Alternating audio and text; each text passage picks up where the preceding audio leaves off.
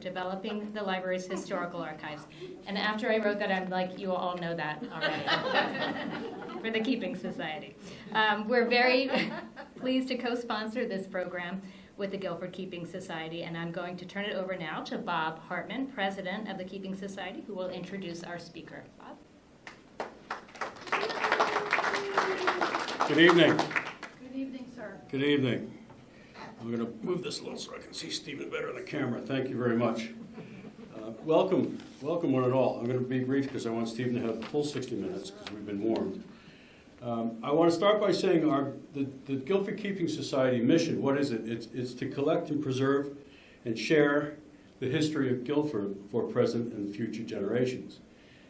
You probably know we not only have two historic, astounding houses that tell stories of the Guilford's character and culture at pivotal times in our history, we also have these remarkable outbuildings, such as the Paddock Barn and the Corn Crib at the Dadstone Tavern, the Privy, Corn Cribs, the Blacksmith Shop, and the Woodworking Barn at the Thomas Griswold House, and the latter two probably qualify as museums in their own right. As for the Griswold House Barn, which will be christened with a formal name soon, we invite you all to a barn painting on May the 20th, when volunteers from Guilford Rotary and the Guilford Keeping Society will be applying Benjamin Moore's Best Red, donated through Page Hardware. So please, when you see Andrew, when you go to Page, say thank you, please. Now, through the generosity of the Dudley and the Griswold families, GKS is honored and privileged to become the new stewards of one of the more formative, small, but mighty structures in Guilford. This acquisition will further underline our commitment to education. Where's Pat Lovelace? Raise your hand. He's our prime educator, to portray accurately who we once were in the new world and to provide a foundation on which everyone in Guilford can stand, whether new to town or born here. I believe that we are who we were, and the more we know, the better. This evening is a perfect example of our mission. Mimi Dudley's husband, Stephen, will tell us the story of the Clapboard Hill Schoolhouse. I won't take any more time. I give you Stephen Dudley. Thank you.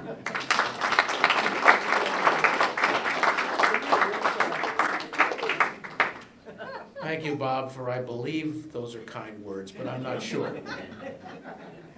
So what we have is a picture of Edith.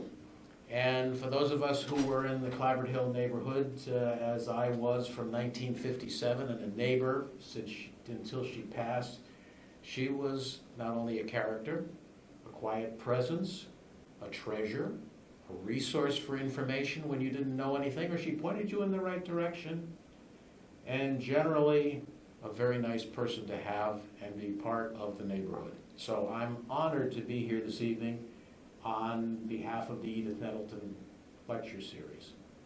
So what you have is the start, and we'll move to the next one. That's the building as of December this past year when we donated it to the Keeping Society. Now I'm going to start off by admitting, having lived on Clapboard Hill for 65 years, I don't know where the time went, but that's another whole issue in and of itself. I thought I knew the history of this building. Boy, was I wrong. Woo! For a number of years, the family lore was that it was moved twice till it got here and built elsewhere. And that was what everybody believed. Well, that wasn't quite the case. Once the discussion about the transfer started, then Tracy Tomaselli, Tracy, I hope you're in the back there somewhere, thank you, provided her research, which are the next two slides, and we all were wrong. So in 1835, a committee was appointed by the first school society of the town of Guilford to locate a schoolhouse in the Clapboard Hill district. And as you can see, that committee was Samuel Robinson, Samuel Spencer, and Amos Fowler. And they were appointed in 1835.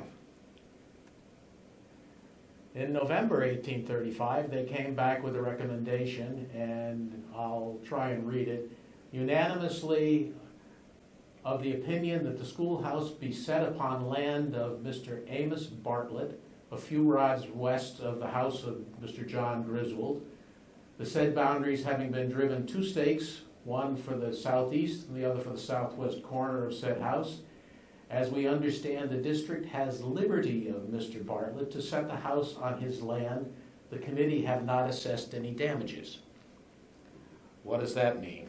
So we then go on from there. It appears that, based on the available records, that the school was actually built in 1836 and put in service, but it appears to have been constructed within the highway limits, not on the land of Bartlett.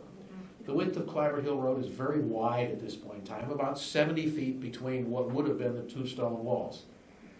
And just as a comment on that, as doing a professional surveyor and doing a lot of work in this town, that's a very, very, very wide road. Most of them were 40, 50 feet, somewhere around in there between the stone walls. 70s are just an unusually wide road.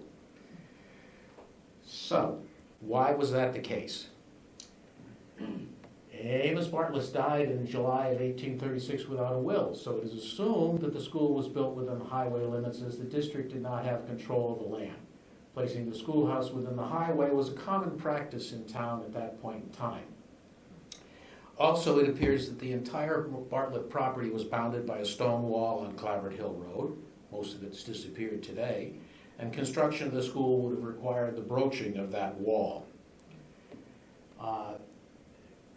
One of Mark Dudley's predecessors had a letter that was found in the house, and it's from Amos Bartlett's grandson, Richard, and he corresponded with the district saying that upon further consideration, we concluded to sell you the 1/4 of an acre, the lines to run as we arranged, provided the district agree to support the fence. The we noted in the letter are Anna Bartlett, widow, George Bartlett, and Ruth Bartlett. A committee was appointed to purchase the land and make repairs. A deed was executed on October 14th, 1851, but not recorded until June of 1852. And things take a lot of time, but I don't know why it took that long. Even for government working then, that was a long time to go along with it. The land was purchased for $35.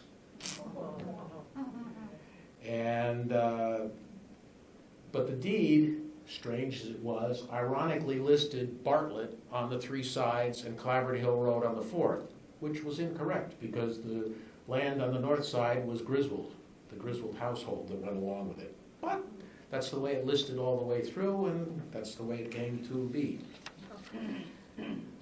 So we don't know why it took so long to do that, and we then come up with the next piece of it. And after the purchase of the land, it was in October of 1852, it was voted to appoint a committee to use the remaining funds in the treasury and what could be collected on the list to move the schoolhouse, and the committee was appointed. Things moved a little bit faster at this point in time because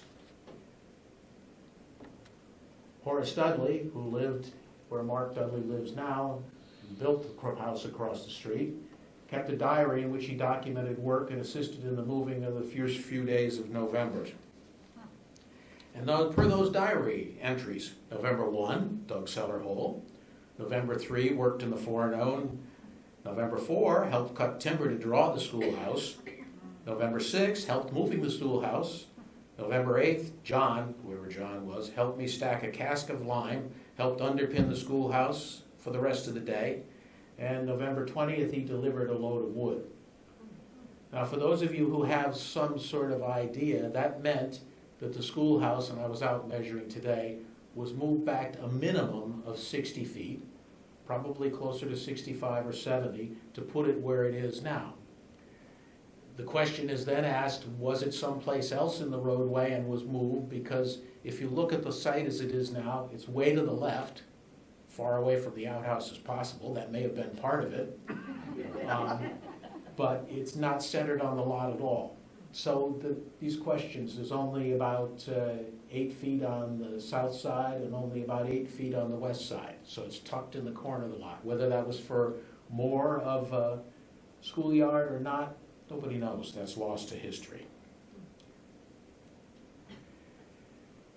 Joel has provided us a copy of this 1838 topographic map, and this map shows on it where the structures were listed at that point in time. The red arrow is the schoolhouse. The green arrow is the Griswold household at 174 Clapboard Hill Road. The blue arrow is the Dudley house at 167 Clapboard Hill Road. And the orange house is the Bartlett house. For those of you who've got a little memory, that was the Sachem Country House, now the house that sits in front of the medical center that's down there. The interesting part about this is that it shows roads that didn't show on the 1852 map, but obviously were there. Clapboard Hill Road being the one that goes up between the three arrows. The branch to the north is what was always called the North Road, Tanner Marsh Road. The one under the blue arrow is the South Road, Tanner Marsh Road on the southern half, and Clapboard Hill Road going down to meet Goose Lane. But that is not the location where Clapboard Hill Road meets Goose Lane now, because when the turnpike was built in the 50s, Clapboard Hill Road from Lorry Lane south was relocated further north to join Goose Lane because it went right across where the turnpike is now. It intersected Goose Lane before, somewhere about where the eastbound entrance of the turnpike is on Goose Lane. The other thing that's of interest is that when I was a kid, the area between the Post Road and Boston Street, where Soundview Road Extension is now, that was a dirt path. It wasn't used much at all. The main road that came out of town and went up towards Clapboard Hill Road cut across that corner and created a triangle there. And in the 60s, when there was too many accidents, I believe, at Route 1 and Goose Lane, Clapboard Hill Road, or that extension, the town rebuilt the road so it was opposite Soundview, and then the other one was sat vacant for a long time and then was ultimately abandoned to go along with it. And again, the swamp that you see down there is the upper end of the swamp that comes up from beside the cemetery, from between Soundview and Alderbrook Cemetery in there, and everything just went around the swamp at that point in time.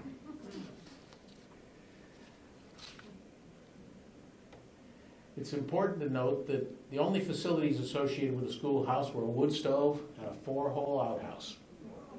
One side for boys, one side for girls. There was never a well.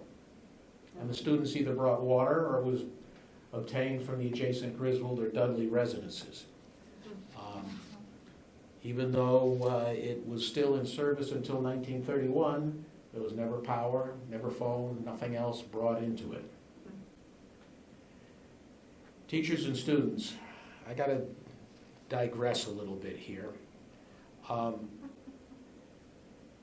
talks about all the records in the GKS collection, and that GKS collection only exists because of the foresight of previous members of the Guilford Keeping Society in the 70s. There was a great renovation that occurred in the town hall in the 70s, 73, 74 range, and at that point in time, the whole second floor that's up those few stairs where the selectman's office and finance office are now, or where finance is, selectman used to be, was a second floor created in the original auditorium of the town hall. The first floor was renovated, and the basement, more importantly, was renovated, and communications was moved in there for a while. But the result of that renovation is the coal bin that was in the basement of the town hall was to be cleaned out and renovated and made part of offices. However, the coal bin had every document that nobody knew what to do with forever and amen. And there were, as it's been described, thousands of documents there, folded up pieces of paper, dusty, dirty, cruddy, and they were going to all go to the dump. But the Guilford Keeping Society caught wind of it, and they managed to keep it and get it accomplished. Now, from my own personal standpoint, David Dudley and my grandfather, Shelton Dudley, there's a little blurb for his obituary back there, were ones who started that and then it went on to the library committee and from there. But I can remember working across the street at 42 Boston Street in '73, and I had a new car at that point in time, so I parked it in my grandparents' driveway so nothing would happen to it, and walked across the street to 42 Boston Street, and of course on the way by I had to go through my grandparents' house because my grandmother always had chocolate chip cookies, and it was always worth getting a few of those along the way. But I can remember my grandfather sitting there with the piles of dusty documents, and he went through them and created a preliminary inventory. He never went much more than that because he liked working at home and not anywhere else. And that was the start of the accumulation of these records. The library committee, Debbie Palouse, Joel, and others, John, have been working still on a lot of those, and they created some 70 boxes, more than 70 boxes, of documents and orientation and the ability to see what happened. And most of these records that we have now come from the stuff that was going to be thrown out. So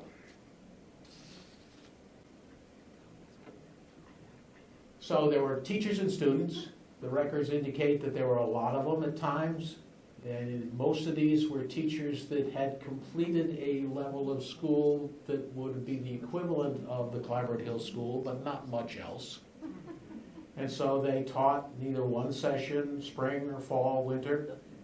And over the years, there were some Clapboard Hill natives who taught, including Horace Dudley, who built the house at 167 Clapboard Hill Road, Minnie Griswold, my two greats aunt, Paul W. Dudley, Judy's grandfather, and Harriet Griswold Williams, my grandfather's sister.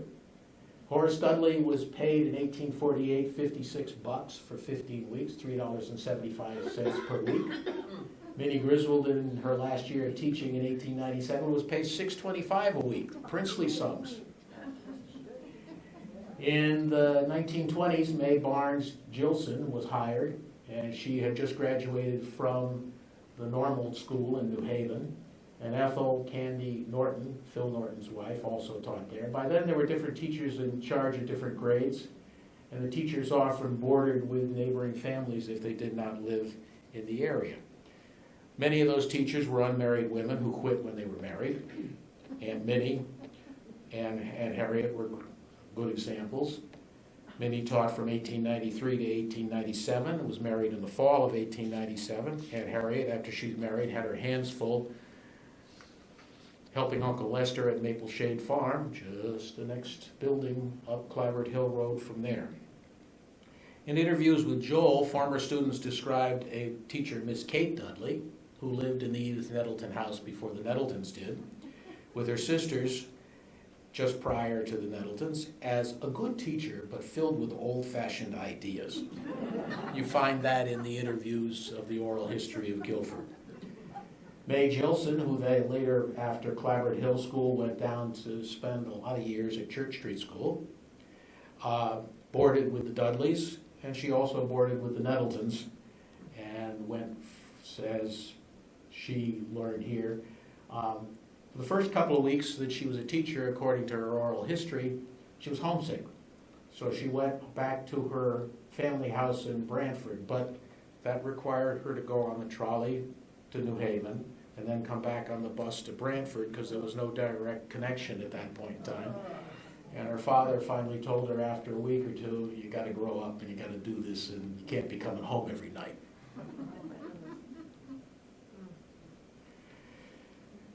Uncle Paul Dudley was the owner of Hillcrest Farm. He had a dairy. He had what was the nicest house on the top of Clapboard Hill. It isn't anymore. His grandson Martin owns it. And I'm sure Uncle Paul continues to spin in his grave at the fact, but when Uncle Paul owned it, everything was neat. He had birdhouses, and everything was the way it needed to be in his mind, and he was very, very meticulous about making sure that it was there. But he was a kind soul, and he worked hard, and he was part of the spirit of what made Clapboard Hill what it was and how everybody pulled with everybody else. And my last memory of Uncle Paul is living just out across the street a little bit from where he did. He had a Renault, a light blue Renault. And he'd load up the front of that, because it was a rear-engine car, open the hood, load it full of pumpkins, and then take it around the neighborhood and give them to everybody so everybody'd have a pumpkin in the fall to put on there. You'd hardly see over the steering wheel with the front up like that, but he did it.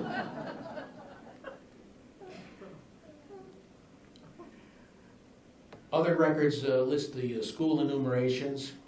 There were a number of schools, numbered schoolrooms, and it appeared that never students attended all at one time. The district drew students from a wide area, and that expanded and contracted depending upon where other schools were at that point in time. From as far as Goose Lane, as far as the East River, over to Norton Town and Podunk.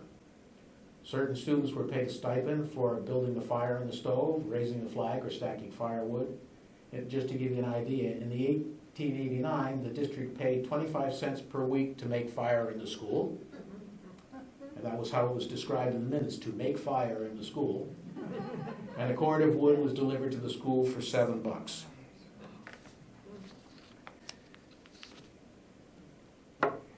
Howlett's Bridge over the East River, or Clapboard Hill Road over there.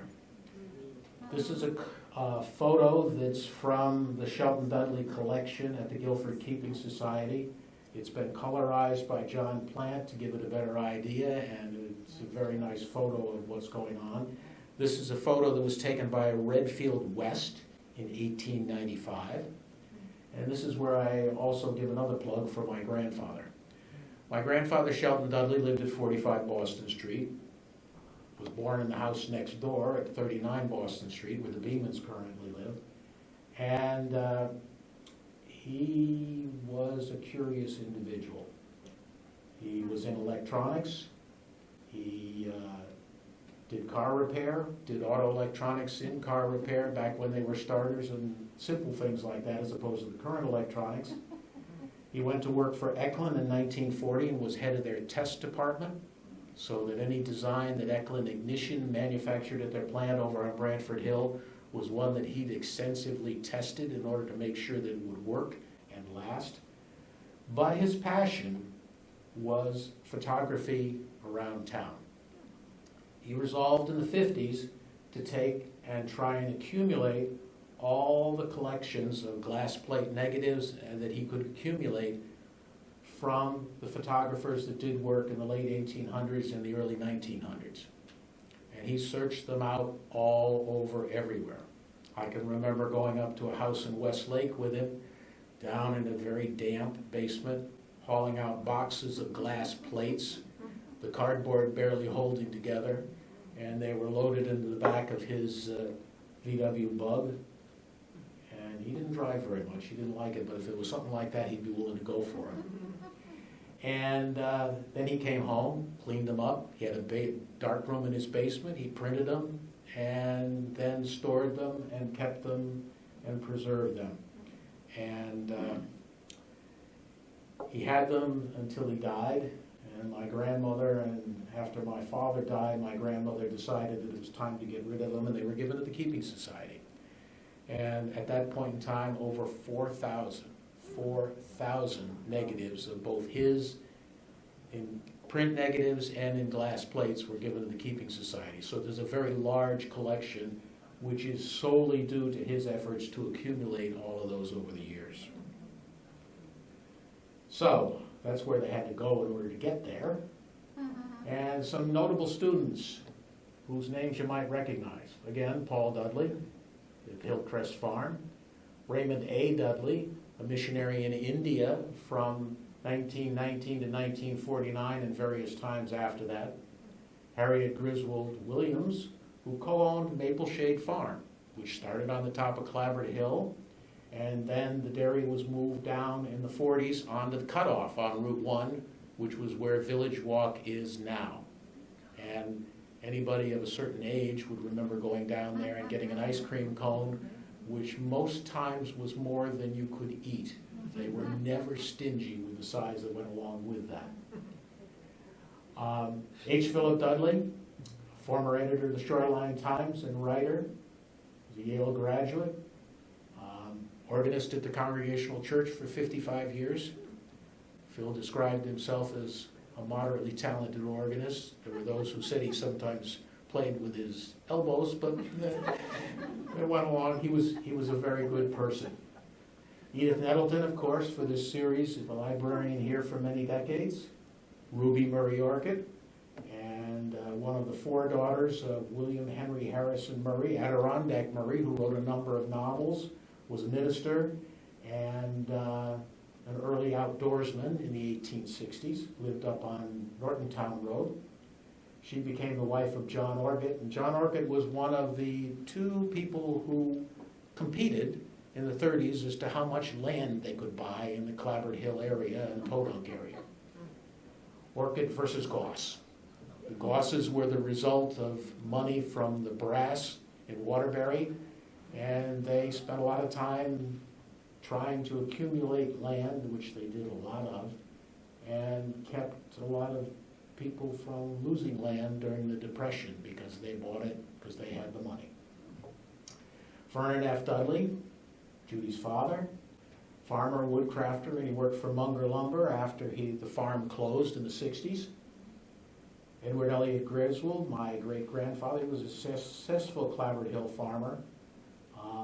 There's more to come on that in a little bit. Elizabeth Nettleton Thies, Edith's younger sister, who was a teacher. My grandfather, John Griswold, who was a farmer. He raised turkeys, he did clock repair, he worked for the Guilford Finishing Company, he worked for Bishop's, he worked a lot of different places. Marge Williams Moraski, who owned and operated the Yankee Knitter, for those of you who were knitting in town for a number of years. In my feebleness, I left off Emma Dudley McSweet, who was another very large member of the Clapboard Hill community and about town quite a bit. And it's clear from the success of these and many other students that the instruction at the Clapboard Hill School prepared them well. Phil Dudley, in his oral history book, talks about how you went to school because you needed to learn, and it was impressed upon you that you were there not to play around, not to do anything, but to learn, and that was your job as a student to learn there. Unfortunately, that doesn't seem to be as popular these days as it was back then. Next picture shows the schoolhouse in 1895. Now you'll note the open pasture. You'll note the fence, which the district was required to maintain. And you'll note the tree in the foreyard. Doesn't show much else. Oh yes, you'll also note the road where it is now. If you go by there today, the road's roughly in the same location, but it's about 3 feet higher. And the reason for that is, between my grandfather's and Mark's house, it was like this. And that was deadly as all hell in the 50s and before. And once people started using that as a little bit of a speedway, it was not safe to go over that crest of the hill.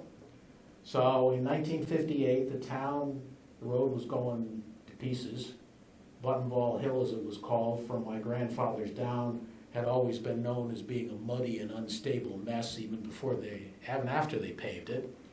So in 1958, the town came in and they used what was called the soil cement process. They came in, ground everything up, mixed cement in it, put a little water on it and reshaped it, and it became hard as nails, and then they paved on top of it. But part of doing that was raising the road in front of the schoolhouse up to my grandfather's house and taking the curse out of the top of that. Of course, one of the first things that happened is Dr. Henry Finn, who lived up on Orchid Drive, was coming home one night.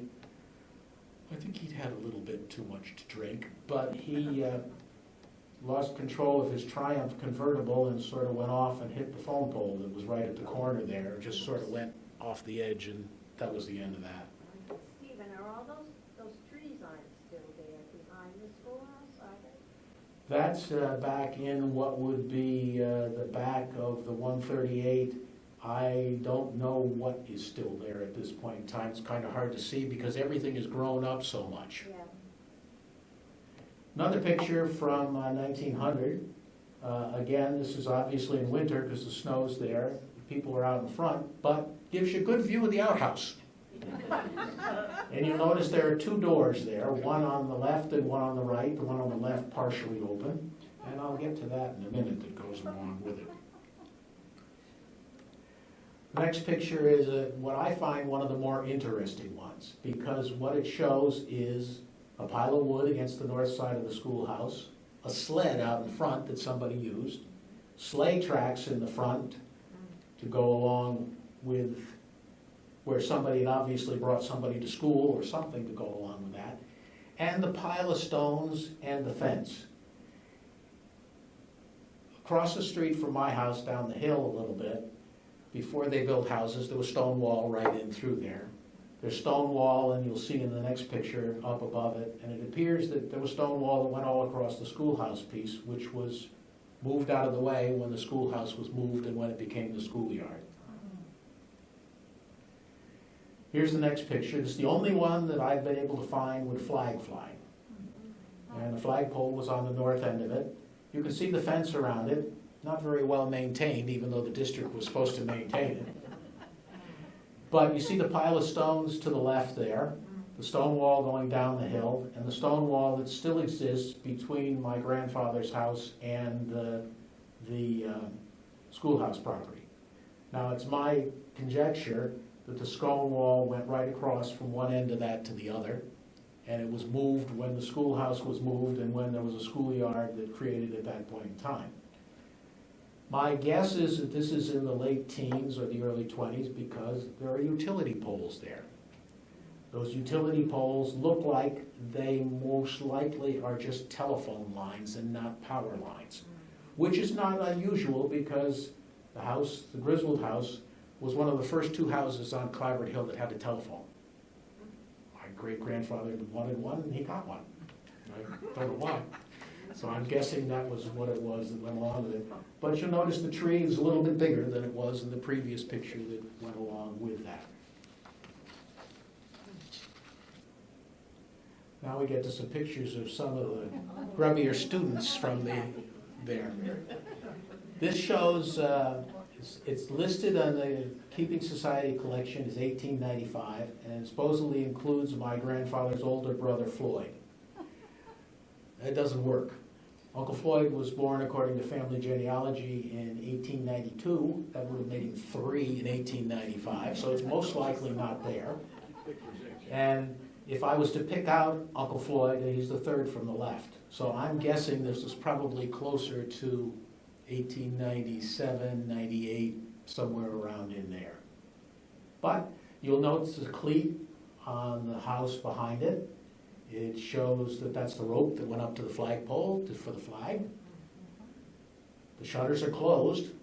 Don't know why, but they were. And if you look really carefully to the right-hand side, there's a bicycle tucked behind the schoolhouse. So somebody rode their bike to school that day.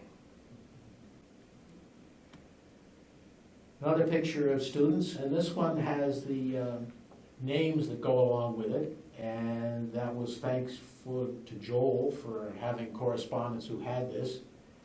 And you notice that they're Howarth, Barrett, Dudley, Parmalee. Let's see. For Edmund Dudley was the ultimate person who joined Leon Beckwith later on in the 20th century to form Dudley and Beckwith Stationers.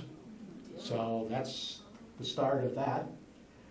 Raymond Dudley is the same Raymond Dudley who ultimately became a missionary and went off to India.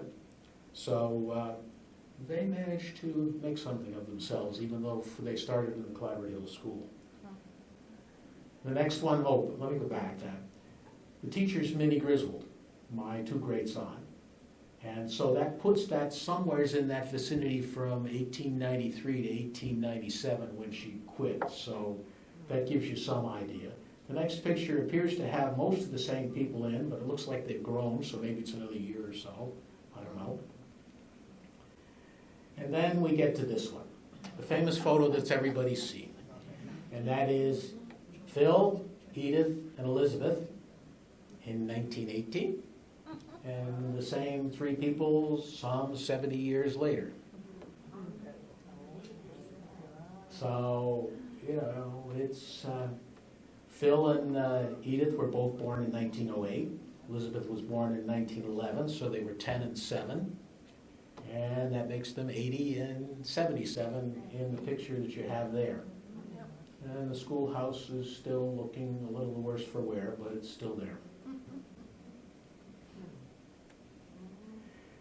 After the school closed, it was sold to Martha Keller from New York City for $350. Nobody can quite figure out why, but less than 2 years later, she sold it to my grandfather, John Leet Griswold. His mother was Abby Leet, so that gives us direct lineage from the Leets through that side of the family. John Griswold is direct lineage of Thomas Griswold, the Thomas Griswold house. So there's some respectability that we claim there for the family. He was, they didn't say what the deed was that he paid for it, but the tax stamps looked like it was about the same. So I'm guessing he paid around $350 for it also. No record exists as to why he purchased it. The people who would know the answer to that, unfortunately, I was not smart enough to ask those questions before they passed, but that's left to lost history. My Uncle David, who lives in Maine, I talked to him about it, and he says, oh. He says, I think it may have been because Dad wanted to have some property in his own name because the house still belonged to his father. Maybe. He says also because it was adjacent. Maybe. And there have been some statements about how if they had a family fight, he'd move his family there with my mother and uncle, but I don't know the answer to that. That may not have been anything to do with it. My mother was 8 when it was purchased, and some of her written recollections say it was always filled with junk. When family estates were settled, what no one wanted, Grandpa bought the rest, and we had a time going through things. My grandmother Griswold died in 1967, and my grandfather lived alone for the next 21 years, though he spent a lot of time with his good friend, lady friend, Edna Shork, who lived nearby at 24 Lorry Lane. And that was good. The family was very happy about that also. Primarily used as storage, the building sat otherwise unoccupied for a number of years. In 1944, a hurricane took down a Griswold barn on Tanner Marsh Road, opposite Mark's driveway. And the last wooden wagon the family owned, previously used for salt hanging on the meadows, was disassembled and all the parts placed in the cloakroom of the schoolhouse. God forbid you didn't save something at that point in time. As the other buildings on the Griswold property decayed, various items were moved to the more weather-tight schoolhouse for presentation. In the 1950s, for a few years, the building served as a workshop for Alexander Luddington, Glenna Griswold's father. He painted the structure red, and it remained that color until it was repainted white between 67 and 69. For most of this time, there was no maintained lawn, just property hayed twice a year, and Judy's father was the lucky candidate to be collecting what little hay would be grown off of that, but you didn't waste any gas mowing it with a lawnmower for anything. And there it is in red and white. Very, very strange. And you can see the hay. This is in January, I think it is. But it also shows that the sparse growth of hay in front of it, because there are a lot of rocks that underlay that particular piece, which leads me to believe that may be why the schoolhouse is set back so far on that piece of land, as there may be some rock underneath there that nobody wanted to deal with. Moving on to 1969, my grandfather, much as he hated painting, finally painted it, so it was no longer red. The paintbrushes and he had a great aversion to each other. And you'll note the one remaining fence post out there between a couple of rocks. If you look at it out there today in the field, that's roughly where the stone wall would have been at that point in time, and the ones that we thought before the school was built. And when the property was surveyed adjacent at 138 Clapboard Hill Road, stake was put there, and that was viewed as the corner of the property between the two of them. So it's a pretty good indication of where that property limits of the road were at that point in time. I'll call your attention to that hole right there. It's a hole that's existed in the foundation for as long as anybody can remember. Whether there was ever a stone in there that fell out or not, we don't know. The neighborhood story, however, is that Edith's next younger brother, Lewis, when he was attending the Clapboard Hill School, he got a paper he didn't like. He didn't bring it home. He stuffed it in the hole there and didn't have to worry about it when he got home. So that worked. And here's the outhouse. My grandfather had limited resources, and the outhouse was never a priority. You can see in the back there afterwards, if you want, there's a picture of his corn crib in 1977 with my lady I was dating then, a certain Mimi Griffin, and me there. He didn't want it to fall down, so he put a chain around the beams to try and hold it together. Never put the roof back on it, but he put a chain around it so it wouldn't fall over. So that was where a lot of the tomato crates that you'll see in a minute were stored. He died in 1988, and it became left to the two children, my mother and my Uncle David. Now I have to start out by saying my mother hated having her picture taken. Period. The end. And this is the one of the few that exist with just her in it. She had some with her grandchildren and great-grandchildren that she smiled in, but not individual ones. This is the only one that I could find that didn't have a large grimace on her face at that point in time. After my grandfather's death, David and his wife had the house built at 169 Clapboard Hill Road, next to my mother's. And the 11 acres that surrounded my parents' house that my grandfather had was divided up so that each of the kids had part of it. During this time, David repainted the schoolhouse again. He didn't have quite the aversion to a paintbrush that my grandfather had. And David and Cynthia moved back to Maine. However, the hay wagon that I talked about previously, around 1990 or so, David took the hay wagon, because he worked with people at Mid-State Tractor and the volunteers in the museum at Durham Fair, and he decided it was time that it went somewhere. So the wagon was hauled out, reassembled some 47 years later, and taken up to Durham Fair, where it is on display every year. You can see there's some plywood in the bottom of the picture there, but it's a bowed bottom in it. And that bowed bottom helped the hay stay where it should be as it was forked up on there. And the ladder on the front helped be an indication of how high you could be before you lost your load as you were towing it home. But it's just one of those things that you couldn't get rid of. You had to have a better idea as to what to do with it. So, we're getting towards the end. The practice of John Griswold of benign neglect on the school continued with the children. In 2003, the roof was in such poor condition that the grant was obtained from the Guilford Preservation Alliance for the installation of a new shingle roof. David and Mother both had limited resources. I had kids in college at that point, so I didn't have 2 nickels to rub together. We got through it. So money was tight, and we're glad we got the grant, because I don't know how many more times I could have climbed up on the roof to put a tarp on it and nailed it down. So that gets us to last year. David moved to Maine, and after my mother passed, her half of it went to my sister's 2 kids after my sister had died a few years earlier. And they didn't want any part of it, so they gave me their interest, and so I ended up with half of it, and David ended up with half of it.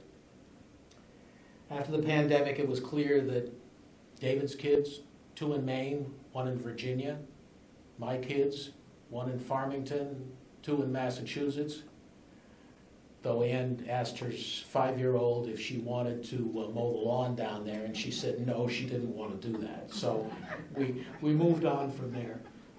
But we decided to be in a position where we donated it to the Keeping Society. We'd had a long discussion previously about, well, what are you going to do with the schoolhouse? And when I came on the board, that was one of the first questions I was asked, and I said, well, I got to get my uncle on the same page as I am. But they finally agreed, and my middle cousin, Roger, was probably one of the happiest of the three of them, because I think he's David's potential executor, and he didn't want the hassle of having property in Connecticut and property in Maine that he'd have to deal with. The board of the GKS agreed to accept it, and that's where we went. Oh, I'm sorry. That's your president there accepting the key from me just for recording it for posterity. This is the inside of the schoolhouse. And the property and the structure and all the features are now in the possession of the Guilford Keeping Society. Yay. So, the interior, and again, this is a case of benign neglect. Nothing has been done to the inside of that building since it stopped being a school in 1931. Cool. So you have, the most unusual feature is the curved ceiling. We don't know why it was a curved ceiling when the building was built in 1836, but it appears that that was original. You'll notice the round circle where the clock was on the wall, but that was where the teacher could see it. It was behind all the students. The students faced this way, so that wasn't anything that they could take a look at. You'll notice that there are school desks there. The original desks have long been gone. The one in the foreground is one that my mother had, and you'll note on it 3 tin lunch pails that they would have used at that point in time. Whether she got those out of some family piece or whatever, my mother collected things, and that's what went around there. There are 2 other desks in the background, which have been donated recently from the Lombard family, because they were associated with a school desk building company. And the butter churn, which came from the farm. If you look down in the lower right, you can see my uncle's wagon from when he was a kid. And we'll go to the next slide that goes along with it. This one shows the corner over there, tomato crates, and what you see there is a bathtub. It was a iron oilcloth bathtub, and it looked like it was originally designed to stretch between 2 chairs filled with water, and then you'd bathe in it. I don't know how that worked, but it's listed on, down on the side there, which is just behind the thing, there's a red tag that says 1872. This bathtub was not on the Griswold property. It was in the back attic of my grandparents' house at 45 Boston Street, and we just decided we didn't want to leave it there.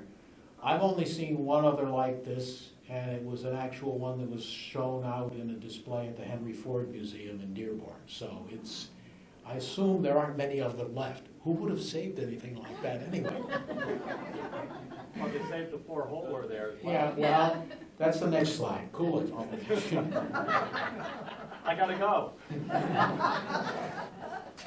The original board for the 4-holer we rescued from the decaying schoolhouse just because we thought it'd be interesting. It didn't survive too well in the cloakroom, one corner of it, but the rest of it's still there, and that's what would have been there for anybody to use from the start of that building through till it stopped in 1931. Oops, one too many. Now you'll notice there that all the original blinds are still in there. The chalkboards are the cheap way of doing chalkboards. It's plaster with black paint on it. Mae Jilson, in her oral history, writes, they weren't easy to write on. And when it got really bad, they'd repaint them again, but it didn't make them much better to write on. So you have a corn sheller that came from the Griswold house up the street in there, pieces of old kerosene things, and a plow, which we'll see in just a minute. The stove. sat in the center of the room. The teacher's desk would have been over in the left corner over there. You can see that it's an oblong stove, and if you take a look right over there, you can see the original flagpole is sitting against the wall over there. There's an ox yoke over in there that was left over from the Griswold farm, and a few other pieces that go along with it. There was some question early on as to whether that stove was the original or not. And in doing my research, as Edith would like you to say, you do your research and you find out what you know and you don't know. Mae Jilson described it as an oblong stove made out of tin, and she burned her coat on it one morning when it was warming up because she was trying to get close and get warm very much. So it's the stove that's been there. It's listed as 1879, made in Norwich. And let's see, move on. These are the only writing desks that are left over from the original school, the only writing surfaces. There are just the 3 of them, and there was some discussion about when the desks were burned, but that's allegedly what happened. David claims that he never remembers. My mother's no longer here to ask. And the family lore was that they were burned by Alexander when he had a workshop there, but David said no, they were gone before then. I remember a pile of metal ends beside the outhouse. David says, I don't remember that. So, whatever it was, but they were not there and they haven't been there for years. There are, however, the hole marks on the floor that shows where they were screwed down all the way through there. There's one end piece that's up in the attic, the little attic area over the cloakroom, woodroom, and if I can get a steady enough ladder, I'll get that down, but I haven't found one yet, so we got to work on that. The floor's not too good there either. Let's see. That's the door for the outhouse, which we rescued. The interesting thing about it is it's got not only the regular latch, but it's got a lock on the inside of it. Now, I'm really surprised about that. I would have expected that would not have had a lock because I would assume the teacher would want to get in and drag somebody out of there if they'd been in there too long. But that had a lock on it. So what that tells me is that was probably the ladies' side, and the lock was put on so the teacher wouldn't be disturbed. That's my guess. This is a picture of the cloakroom, woodroom, whatever you want to call it. Notice the very large vertical wood siding, sheathing that's in there. That's all there is. The clapboards are nailed to the outside of that. The floor in there is in the very state of very bad repair. The wagon sat in there for 40 some odd years. The plow, which you'll see in the next slide, sat in there for a lot of years. My cousin's motorcycle sat in there for 20 years. It wasn't, so the floor didn't last very well. You can see the post and beam construction looking up into the attic. That post and beam would have obviously been secure enough so that when the building was moved in 1852, back that 70 feet or so, then you'd be in a position where there was enough frame there that they could just roll it back and go from there. Syracuse plow that was used on the Griswold farm next door. It was pulled by oxen. They never used horses for anything other than buggies and riding. They had oxen all the time. There are pictures somewhere in the 24 tubs of Guilford history that came out of my mother's house that are in Ann's basement at the moment. She's been very kind to let them do there until I can deal with them. But they used oxen. And you have the tomato crates. Now, tomato crates are an unusual thing that you see, but they were a great part of Guilford agriculture from the 1890s, 1880s, through to the maybe 1930s, somewhere around in there. Everybody grew tomatoes. And as you can see, tomatoes were a cash crop. And if you look to the left, that is behind the Sachem Head Canning Company, which was on Water Street. That is basically in the town parking lot. That's basically the town parking lot where it exists today. And as you can see, they're 5 high as far as the eye can see for tomato crates. So you got to think that was a whole heck of a lot of tomatoes that went out of here. The picture on the right is Charles Davis, and that picture is roughly where Rolfe Gardens is now. And before the cutoff was built, there were lots of acres that were cultivated north of that went all the way up to almost where Pinchbeck's Christmas tree farm is now. So that went all the way through there, and they grew tomatoes quite a bit. This picture of the Sachem's Head Canning Company.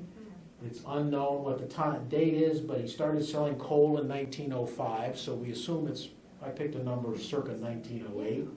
Yeah. And that's the brick building that's where Dudley and Beckwith ended up being the barber shop and whatever else is in there at the moment. The Norton Block, I believe it was called at that point in time. And this is one of the original labels for Sachem's Head brand. Not particularly viewed as politically correct today, but that was what they did, packed for the Standard Beef Company. Knowles Lombard also took tomatoes, and they canned them under the Puritan brand at their canning factory down off of Driveway that was ultimately demolished and where Public Works is. We got the Puritans. So, the future of the Clapboard Hill Schoolhouse. Keeping Society is formulating a long-term plan and will be seeking grants and donations once that's finalized and adopted. For now, the Griswold and Dudley families are pleased that it is owned by an entity that will preserve this last untouched schoolhouse in Guilford for the enjoyment of future Guilford and area residents. And I want to thank everybody who helped me pull together information around on this. I hesitate to name everybody because I'm sure I will leave somebody out, but you all know who you are, and I appreciate that very much. So we got a time for questions. Barbara. Yes, thank you. I have a question and a comment. So the schoolhouse was moved in 1852. Right, When was it built? 1836. Oh, okay. And the second thing is, I know that the Keeping Society moved an outhouse with oxen. So I guess my question is, when is the schoolhouse going to be moved by oxen down to the Griswold property? Thank you, Barbara. I once again appreciate your putting me on the spot, as you always do. There's a lot of discussion as to what happens with the schoolhouse.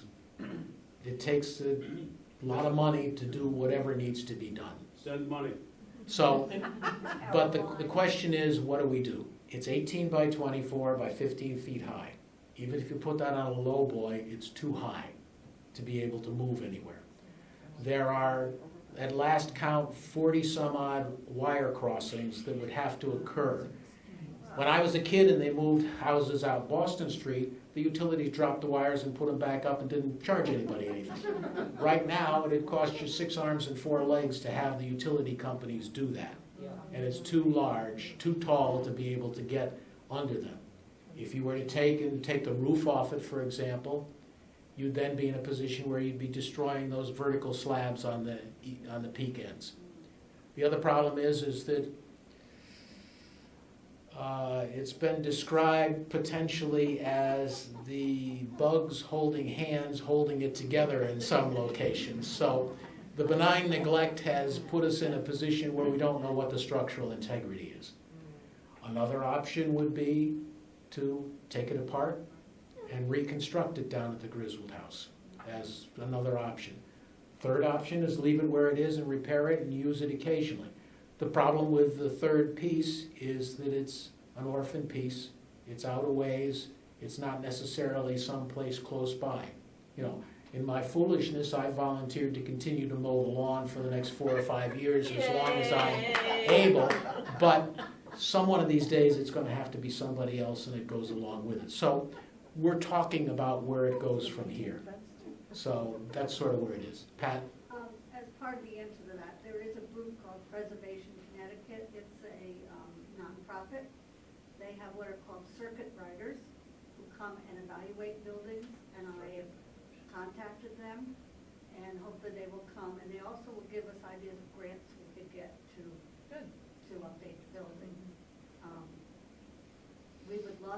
be part of our Early Guilford Day program that we are doing for the 30th year this year. So once it's all fixed up, I hope it will be part of that, wherever it is. If it is moved from its present position, I'm not sure it can be on the National Register of Historic Places. I think it has to be in its original position. It's only original That's the ones. way they do it. Yeah. But I will again, check into that. the question becomes money, money, Oh, money, yeah. and money. Big thing. So that's where we're at the moment. Any other questions? Mark? Good evening, I'm Mark Dudley. I personally wanted to thank Stephen for a really wonderful, detailed job pulling all the facts together. And just two things that I know that weren't included, and they're just personal facts that my family has told me over the years. One is that, attesting to the quality of education in a rural schoolhouse, also Raymond A. Dudley attended Yale University. Yep. And went on to be a missionary. And one other interesting fact, my father told me more than once about jumping on his sled in the morning and sliding down the hill from the house that we live in now to build a fire. So, anyway, thanks. Yeah, if anybody's really interested, all of Raymond A. Dudley's letters and writings are in the Yale Divinity School Library, so you could go in and do that also. Debbie?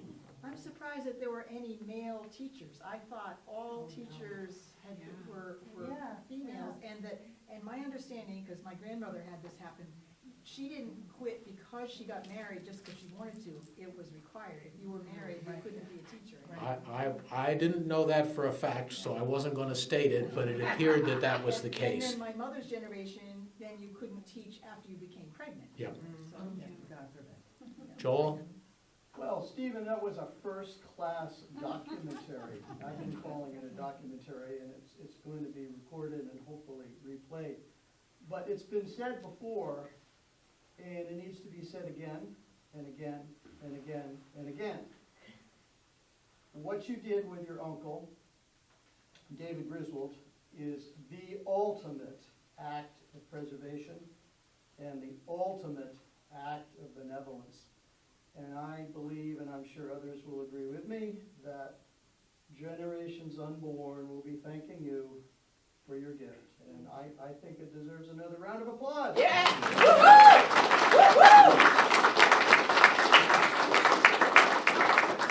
As I've said, Joel, thank you very much. It was the time.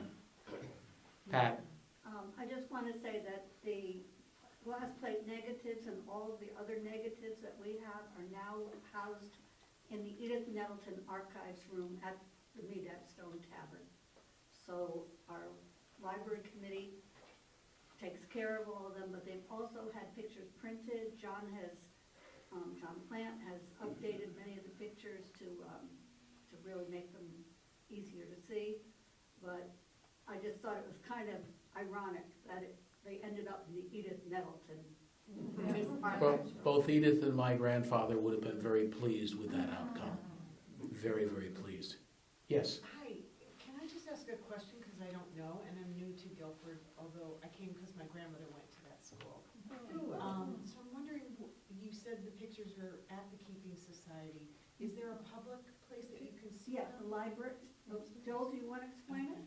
That they're at the library? Well, the in library historical- committee has scanned them under the able direction of John Plant, who introduced us to 21st century technology and digital scanning.